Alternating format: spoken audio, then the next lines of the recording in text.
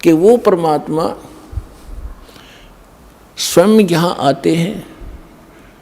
अब इसमें दोनों पहलू साथ चलेंगे कि जिनको भगवान मिले उन्होंने प्रैक्टिकल किया, और जो हमारे सदग्रंथ आज तक हमें ज्ञान दे रहे थे, हमारे धर्मगुरु समझ नहीं सके, वो हमारा दुर्भाग्य और उनका भी दुर्भाग्य कहेंगे, क्योंकि वो उनकी बुद्धि काल के वश थी। अब हम सतगुरु शरण में आ गए तो हमारे ऊपर काल की जकड़ नहीं रही, इसलिए आप इस ज्ञान को समझ रहे हो। जिस दिन आपका नाम खंड हो जाएगा, यहाँ से कनेक्शन कट गया, परमात्मा का पंजा आपसे उठ जाएगा, आपको यही शब्द कड़वे लगने लग जाएंगे, और ये हमारे यहाँ भक्त भी आपको बुरे बुरे दिखाई देंगे, क्योंकि काल प्रवेश कर जाएगा, आपकी बुद्धि को भ्रष्ट कर देता है। आज तक ब्रह्मा विष्णु महेश की गांठ बांध रखी, इसने चक्कर बांध रखा, समझने नहीं दिया। आपकी क्या औकात, आप इस मालिक की शरण से दूर होकर आप सुखी हो जाओगे। जून का महीना हो और एसी रूम से बाहर निकल कर कोई सुखी हो सकता है? चाहे शराब पी कर चाहे निकले जा बाहर गली में पड़ा रहो, बेशक वो कहा रहो शराब के नशे में कोई बहुत सुखी हूँ, अब सुखी हूँ, खाक सुखी है, रेत में पड़ा पसीने आए पड़े, झागा रहे मुख में। तो ऐसी दशा उन लोगों की जो भगवान से दूर हटकर इस काल के खेमे में खेल खेल रहे हैं। चाहे वो भक्ति कर रहे हैं, वो भक्ति भी नकली, या संसारिक सुख प्राप्त करने के लिए वो को प्रयास कर रहे हैं, क्योंकि इस काल की साधना से सुख हो ही नहीं सकता।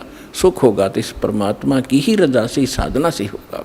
आदरणीय गरीबदास साहिब जी ने प्रैक्टिकल बताया कि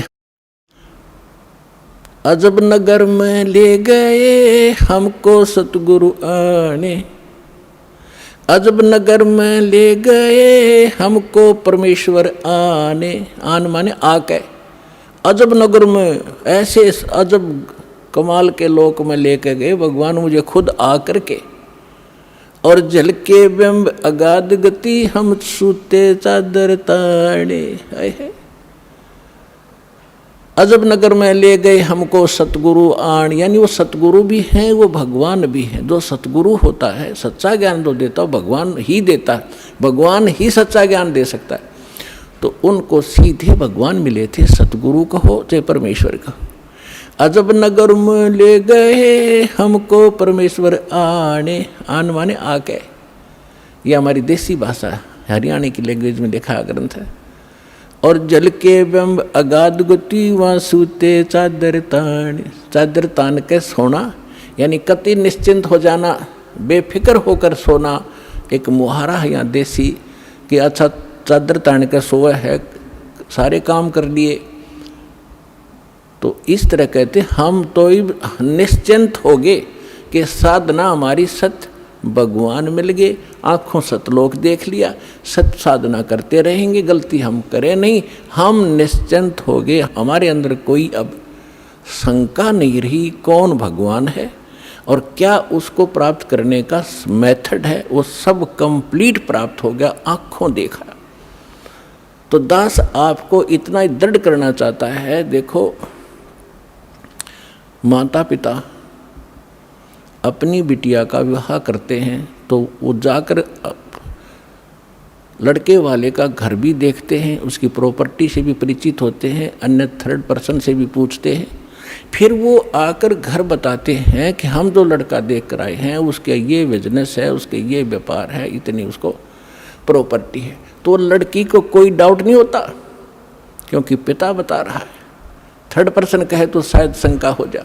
तो इसी प्रकार उस परम पिता ने आके आपको ज्ञान दिया है कि जहाँ तुम जाओगे वहाँ क्या क्या सुख सुविधाएं हैं, तो आपको डाउट नहीं रहना चाहिए। और फिर साथ के साथ अपने गवाह भी तैयार कर रखे। अब लड़की न्यू कह कि मैं जाकर देख कर आऊँगी, तो वह भी एक बात है, देखा पिताजी झूठ नहीं बोल रहे। तो इसी प्रकार आप जी ने एक नेक भक्त का भी आचरण एक दिखाना है कि जो दास बोल रहा है वो किसी डूम भाट के गीत नहीं है, गॉड गिवन स्पिरिचुअल नॉलेज है, एच इट इज, जो भगवान ने बताया। और जिन महापुरुषों को भगवान मिले उन निजों का तो सेकंड किया, हमारे सदग्रंथ बता रहे। अब आपको श्रीमद् भगवद गीता से परिचित कराया, और विशेषकर हिंदू समाज तो जो भगवान की तरफ में पहले से ही लगे हैं, तो उन्होंने तो गीता का पाठ रोज कर ही रखा तकरीबन। दास एक बार 2003 के अंदर उदयपुर के अंदर सत्संग कर रहे थे, थोड़ी सी संगत होती थी, और हमारे पास एक प्रोजेक्टर सिस्टम हमने किया था और टीवी पर दास दिखा रहा था, बता रहा था। एक बहन सुन रही थी, उसमें प्रोजेक्टर सिस्टम नहीं था, केवल टीवी ही पर हम दिखा रहे थे। टीवी पर थोड़ी बहुत दूर दिखा करते, थोड़े आदमी बैठा करते। उसके तुरंत बाद हमने प्रोजेक्टर ले लिया था भक्तों ने। तो सत्संग कर रहा था, उसमें बताया सारा कुछ, गीता को दिखाया। फिर मैं नीचे आकर एक चारपाई डली थी, उस पर बैठ गया। 10-20 भगत, कुछ शंका समाधान वाले, कुछ दीक्षा के इच्छुक आकर बैठ गए। तो एक बहन कहने लगी, जी मैं तो व्रत करती हूँ, शुक्रवार का मैं छोड़ूंगी नहीं। मैंने कहा, बहन आप गीता को मानते हो? कहा, गीता डेली पढ़ती हूँ। मैंने कहा, 6 अध्याय के 16वें श्लोक में गीता जी में लिखा है कि अर्जुन, ना तो ये साधना, ये योग अधिक खाने वाले की सफल हो सकती, और ना बिल्कुल न खाने वाले की, बिल्कुल ना खाना, व्रत रखना, और ना ज़्यादा जागने वाले की। लोग दिखावा नहीं होगा, मैं 4-2 बजे उठ लेता हूँ, प्रसाद ना करता हूँ और सोता ही नहीं रात ने। नहीं, नाम उठत नाम बैठत नाम सोवत जागवे, नाम खाते नाम पीते नाम सेती लागवे। ठीक है, जो वृद्ध हैं जिनको काम नहीं, किसी टाइम उठो और बैठो, करो सेवा साधना, लेकिन सारे दिन मेहनत करने वाला आदमी कैसे उठ लेगा? 2 बजे 10 बजे सोया हुआ, या 11 बजे सोने पाओ आजकल। तो कहने का भाव यह है कि ना घना जागने वाले का और ना घना ज़्यादा सोने वाला भी मूर्ख है। संध्या पढ़कर सोया, उठ 9 बजे, वो क्या भक्ति करेगा? तो कहते सब संयम रखो, सबके अंदर संयम, हर तरह का संयम रखकर साधना करने से होता है। तो मैंने इतना ही कहा था कि गीता अध्याय नंबर 6 के श्लोक 16 में न बोले, जी बिल्कुल सही है, और मैं रोज़ पढ़ती थी। आज बुद्धि खुली है मेरी। माँ बेटी, आज तक तुम्हारी बुद्धि काल न जकड़ रखी थी, रोज पढ़ा करते। मोती मुक्ता दर्शत नाही, ये जग है सब अंदरे, दिखत के तो नैन चश्म, इनका फेरा मोतिया बंदरे। ये बड़े विद्वान पढ़े थे, बड़े लय ला कर गीता का पाठ करा करते थे, बड़ी मधुर वाणी से श्लोकों का उच्चारण किया करते थे कई घंटे ताईं। तो खाक था उनके पास, मोतिया बिंद था, उसको पता नहीं इसमें बोल क्या रखा, तुम कर क्या रहे हो। तो आज दास तो बता रहा है कि बुद्धिमान भक्त हैं और इन्होंने गीता और इनको खूब पढ़ा हुआ है, और परमात्मा की शरण में आने से आपकी बुद्धि ओपन हो जाती है, काल का प्रेशर प्रभाव हट जाता है, आप खूब आसानी से सोच लेते हो और समझ सकते हो। तो गीता के अंदर जो दास ने प्रमाण दिए, विशेषकर हिंदू समाज जिनसे खूब परिचित है कि ऐसा ही लिखा है, लेकिन समझ नहीं सके थे। आप विद्यार्थी, अगर विद्यार्थी सिलेबस समझ ले तो फिर टीचर की क्या आवश्यकता है, फिर आप पे पढ़ जाते सारे। तो टीचर इसलिए बनाए जाते हैं कि सब अनुभव करते हैं, सिलेबस को पढ़ते हैं, फिर बच्चों को सुनाते, फिर प्रैक्टिकल करवाते हैं। थ्योरी से प्रैक्टिकल होता है, एज इट इज होगा, बिल्कुल सही होगा। अब आपको सुनाते वेदों से। वैसे वेद चारों वेदों का सारांश श्रीमद् भगवद गीता है, लेकिन इस मन के अंदर ज़्यादा ही अड़ंगा भर दिया इन अज्ञानियों ने, तो वेद भी पैरेलल साथ लेने पड़ेंगे हमें। परमात्मा की पहचान क्या है, वो क्या करता है। अब जैसा भी आपने पाठ प्रकाश के समय सुना कि सतलोक से चलकर आए, वो परमात्मा सतलोक से चलकर आए कबीर जी। और गरीबदास जी भी कहते हैं कि अलल पंख अनुराग है सुन मंडल रह थीर, दास गरीब उधारिया में सतगुरु मिले कबीर। और अजब नगर में ले गए हमको सतगुरु आने। धर्मदास जी कहते हैं सतलोक से चलकर आए काटन यम की जंजीर। मुल्कदास जी भी कहते हैं कि अमरलोक से चलकर आए काटन यम की जंजीर। तो इसी प्रकार सभी महापुरुषों ने जिनको परमात्मा मिले हैं, रामानंद जी ने कहा कि दो ठौर है एक तू, भया एक से दो। और गरीबदास हम कारणे तुम आए हो मगजो, वहाँ से चल कर आए हो। मगजो माने वो सफ़र तय करके आए हो, इतना लंबा हमारे लिए आए हो। अब वेद क्या बताते हैं? ऋग्वेद मंडल नंबर 9 सूक्त 86 के मंत्र 26 और 27 में ऋग्वेद मंडल नंबर 9 सूक्त 82 मंत्र 1, 2, 3 में, ऋग्वेद मंडल नंबर 9 सूक्त चम्मन के मंत्र 3 में, ऋग्वेद मंडल नंबर 9 सूक्त 94 के मंत्र 1 में, ऋग्वेद मंडल नंबर 9 सूक्त 95 मंत्र 2 में, ऋग्वेद मंडल नंबर 9 सूक्त 96 यानी 96 के मंत्र 16 से लेकर 20 में, फिर ऋग्वेद मंडल नंबर 9 और सूक्त 1 के मंत्र 8 और 9 में। और भी अनेक स्थानों पर बहुत सारे ढेर सारे प्रमाण हैं, लेकिन ये हमें पर्याप्त हैं इतने मंत्र परमात्मा को पहचानने के लिए। इनमें यही प्रमाण दिया है कि वो परमात्मा मनुष्य सदृश्य है और ऊपर धूलोक के तीसरे पृष्ठ पे, यानी ऊपर 4 लोक हैं, एक सत्यलोक, फिर अलखलोक, उससे ऊपर अगमलोक, फिर अकय, उसको अनामी लोक भी कहते हैं। तो प्रत्येक लोक को 3 विभागों में बांटा हुआ है। जैसे अपनी दिल्ली राजधानी है, एक तो बाह्य क्षेत्र है जो ग्रामीण क्षेत्र होता है, और एक बाजार क्षेत्र है, बाजार में जहाँ दुकान दुकानें हैं, बाजार है, और तीसरा वो स्थान है जहाँ हमारी पार्लियामेंट हाउस है। तो ऐसे बताया है कि वो धूलोक, धू माने उस तेजों में पृथ्वी सतलोक में वो परमात्मा राजा के समान सिंहासन पर विराजमान है, सिर पे मुकुट है, देखने में वो राजा जैसा लगता है और वहाँ रहता है। ऐसा ही परमेश्वर ने खुद बताया है, ऐसा ही महापुरुषों ने जिनको भगवान मिले उन्होंने बताया है कि उस परमात्मा के एक रूम में बाल कहो, बाल का छिद्र कहो जो रोमकूप कहलाता है, करोड़ सूर्य मिला दे, करोड़ चंद्रमा, इतनी रोशनी उस मालिक की, वो भी फीकी पड़ जाए। और जब वो परमात्मा यहाँ आता है अपने रूप को सरल करके आता है। गरीबदास जी कहते हैं तेज पुंज अन्य दे धर के, हल्की तेज पुंज तन दे धर के, इस विध हमको भेंट ही, इसलिए इस तरह हमें आकर मिलते हो परमात्मा। ये वेद कह रहे कि वो परमात्मा अपने रूप को सरल करके अच्छी आत्माओं को मिलते हैं, नेक आत्माओं को जो दृढ़ भक्त होते हैं, जो उसके वचन का पालन करते हैं, अटल खड़े हो जाते हैं उसके वचन पर, उनको मिलते हैं। उनको किस उद्देश्य से मिलते हैं? ज्ञान देने के लिए। और फिर वो परमात्मा एक कवि जैसा आचरण करते हैं, कवियों की तरह, कविताओं के माध्यम से, लोकोक्तियों के माध्यम से, दोहावलियों के माध्यम से अपने तत्व ज्ञान का प्रचार बोल बोल के अपनी उच्च अमृतवाणी में वो करते हैं, सुनाते हैं। उसको लिपिबद्ध कर लिया जाता है, वो सच्चिदानंद घन ब्रह्म की वाणी कहलाती है।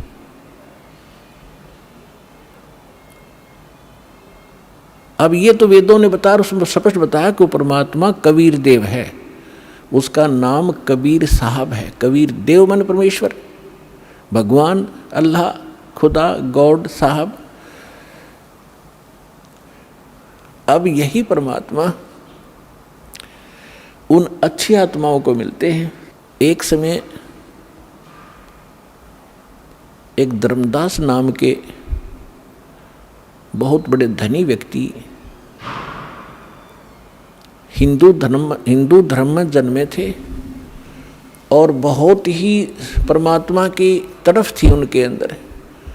पुण्यात्मा पिछले संस्कार का जो प्राणी होता है वही भगवान के लिए तरफ रहे होते हैं। वो पिछले बहुत अच्छे संस्कारी होते हैं, पिछले पुण्य उनके अंदर प्रेरणा करते रहते हैं, उनको टिकने नहीं देते हैं कि कोई भगवान ढूंढे कहीं, चाहे वो भले ही कोई ना कोई साधना की उसने सहारा ले ही रखा होता है, वो टिक ही नहीं सकता। चाहे वो हनुमान पूजा, चाहे गणेश जी की पूजा करे, और चाहे वो कितना मंदिर मस्जिद गुरुद्वारों में जाता हो, या कोई गीता वेद का कोई पाठ श्लोक करता हो, वो टिक नहीं सकता। चाहे कोई व्रत रख रहा है या चाहे कोई तपस्या कर रहा है, वो डले ढोता ही रहता है, उसके बस की बात नहीं। तो इसी प्रकार जिस वर्ण में जन्म हुआ, उन परंपरागत साधनाओं के करते करते भी उसके अतिरिक्त यदि कोई और मार्गदर्शन करने वाला मिल जाता है तो वो भी स्वीकार करता है और उसको प्रारंभ कर देता है। धर्मदास जी गांव बांधवगढ़ मध्य प्रदेश के रहने वाले थे। और इतने रिच मैन थे वो, इतने धनी व्यक्ति थे। कहते हैं जब कभी उस अक्षेत्र के राजा के ऊपर प्राकृतिक आपदाएं आ जाती थी, जैसे फ्लड आ जाना या सूखा गिर जाना, महामारी के कारण लोगों की हत्या हो जाना, तो वो धर्मदास जी के पिता और दादा से वित्तीय सहायता प्राप्त किया करते थे राजा लोग। ये बताना दास का इसलिए अनिवार्य है कि इतना धनी होते हुए और जो व्यक्ति भगवान की तरफ में, तो धन्य है उसके माता पिता दिल से जन्म हुआ। अब वर्तमान में हम क्या देख रहे हैं, छोटी सी कोई पोस्ट मिल गई और कहीं कोई सरकारी उपाधि उसको प्राप्त पद मिल गया, खुद साहब बन बैठा। अकल मारी गई इस जीव की, काल ने इसकी रोल मार रखी है और कल को मृत्यु होकर परसों गधा बन जाएगा। वो साहब के ऊपर फिर कौवे खा रहे होंगे, इसकी चोंच कमर को खोद रहे होंगे। तो हमने अपनी औकात को, अपने अस्तित्व को पहचानना पड़ेगा, या काल हमारा एक हवा भर देता है, गुब्बारे में हवा भर दी, छोड़ दिया, घूमे जा धक्के खाता, जब वो फटेगा तो उसका अस्तित्व पता नहीं कहाँ गिरेगा, जा कितने गंदे नाले में पड़ेगा या कितने समुद्र में पड़ेगा। तो इसलिए हमने इस हवा को नहीं भरना है, अपना ठीक ठिकाना, जो मालिक का आदेश उसके अनुसार हमने चलना होगा, तभी हम सफल होंगे। तो धर्मदास जी को इतनी तरफ थी, उन्होंने ये भी सुना हुआ होता है कि गुरु बिन मोक्ष नहीं होता, इसलिए उन्होंने एक रूपदास नाम के वैष्णव परंपरा के संत को गुरु धारण भी कर रखा था। अब गुरु जी की फिर गुरु बना है तो आज्ञा का पालन भी शिरोधार्य होता है, वो संत भक्त किया ही करते हैं। अब उसी गुरुदेव जी के द्वारा बताए गए निर्देशानुसार वो प्रतिदिन श्रीमद् भगवद गीता का पाठ भी किया करते थे, एकादशी का व्रत भी किया करते थे, जन्माष्टमी का व्रत भी करते थे, और श्री कृष्ण हरे राम राम राम हरे हरे राधे राधे कृष्ण कृष्ण, ओम नमः भगवते वासुदेवाय, ओम नमः शिवाय, इस तरह के जो भी मंत्र वो जानते हैं हमारे जो हिंदू धर्म के ये डुप्लीकेट गुरु, तो वो सारी बता रखी थी साधनाएं, वो कर रहा था। और उसके साथ साथ भगवान श्री कृष्ण यानी विष्णु जी की मूर्ति, जिसको शालिग्राम कहते हैं, उसकी भी पूजा अर्चना प्रतिदिन करना, जिसको कर्मकांड कहा जाता, कर्मकांड का एक हिस्सा है, वो भी किया करते थे। और गीता जी का नित्य पाठ भी करते थे। सभी तीर्थों का भ्रमण करने से भी मोक्ष उसको बता रखा था।